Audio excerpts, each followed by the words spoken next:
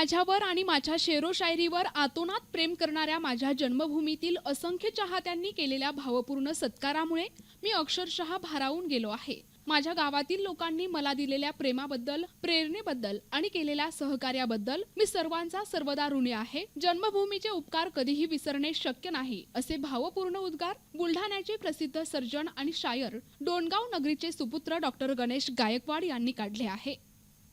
गेल्या नोव्हेंबर महिन्यात अबुधाबी या ठिकाणी आयोजित उर्दू गझल मुशायरात सहभागी झाल्याबद्दल आणि तिथेच स्वतःचा गझल संग्रह सहाराचे समंदर तकचे प्रकाशन झाल्याबद्दल स्थानिक संजीवनी सेवाभावी परिवारातर्फे आयोजित सत्कार समारंभ प्रसंगी डॉक्टर गणेश गायकवाड बोलत होते। दिनांक 8 डिसेंबर रोजी पार पडलेल्या कार्यक्रमाच्या अध्यक्षस्थानी डॉक्टर गणेश गायकवाड यांचे शिक्षक माजी प्राचार्य जीवनसिंह दिनोरे उपस्थित होते। प्रमुख अतिथी म्हणून डोणगाव नगरीचे सरपंच चरण आखाडे, संजीवनी सेवाभावी परिवाराचे अध्यक्ष डॉक्टर गजानन उल्हामाले, जिल्हा परिषदेचे माजी कृषी सभापती राजेंद्र पळसकर, काँग्रेस कमिटीचे शैलेश सावजी आदी मान्यवर उपस्थित होते। ग्रामपंचायतच्या दालनात सत्कार सोहळा संपन्न झाला।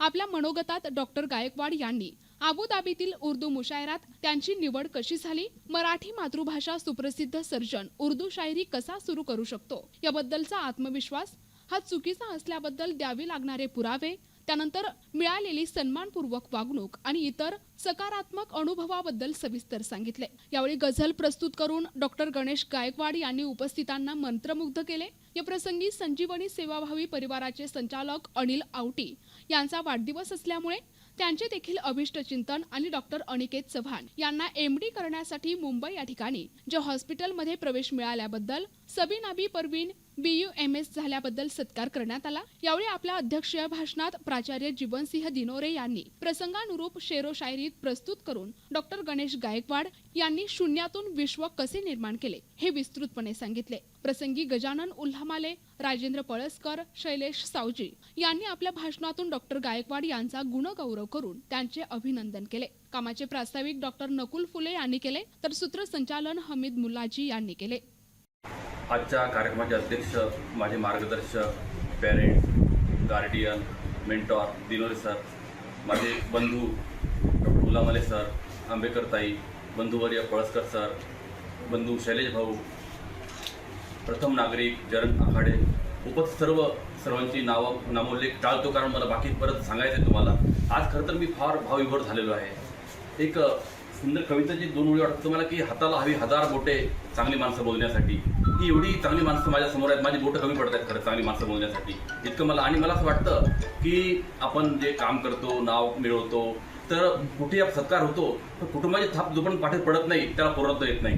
ते पूर्णत्व आज इथे मला आलेलं असं मला जाणवतं मला। आणि हमीद भाई, तुमचं खरंच फार आभार सर। हमीदने मला फोनवर बोलताना सांगितलं कार्यक्रम मोठ्या प्रमाणात आपण घेऊ शकतो, पण तुमचा वेळ आम्हाला जास्त वाचवायचा आहे। तुम्ही 8 तारखेला येता इथे, 8 तारखेला तातडीने नियोजन आम्ही करतोय कार्यक्रमाचं, म्हणून तुम्हाला याच ठिकाणी ग्रामपंचायतमध्ये आम्हाला तुमचा सत्कार घ्यायचा आहे। आणि मला या सत्कारापेक्षा हमीद भाऊ आणि सर अनिकेत आणि सबिया यांच्या सत्कार जास्त कौतुक वाटतं मला, की ही मुलं ज्यांच्यामध्ये आम्ही आमचं भविष्य पाहतो, किरण सर, दिनोरे सर, सगळे आपण मंडळी जे पाहतो, हे आपलं भविष्य आहे आपलं, यांचं सत्कार पाहणं, यांचं कौतुक होणं जास्त महत्त्वाचं आहे। आणि अनिल आवटी सर, आपल्या शुभेच्छा वाढदिवसाच्या। आता मला असं वाटतं की जे काय सांगायचं गझलच्या बाजूला सांगेल मी की हर कदम तुम्हारा हो चाहतो के फूलों में, झूलो तुम कयामत बिछड़ो के झूलों में, हर नजर उठे तुम पर प्यार की मोहब्बत की, हर घड़ी मिले तुमको सुख की मसरत की, जिंदगी गुजर जाए खुशरंग ख्यालों में, चांद और सूरज के रोशन उजालों में, और जितनी होती है खुशियाँ जिंदगानी की, सब तुम्हें मुबारक हो, सब तुम्हें मुबारक हो। आणि दुसरं प्रतिनिधी गजानन नरवाडे, NTV न्यूज मराठी, मेहकर, बुलढाणा।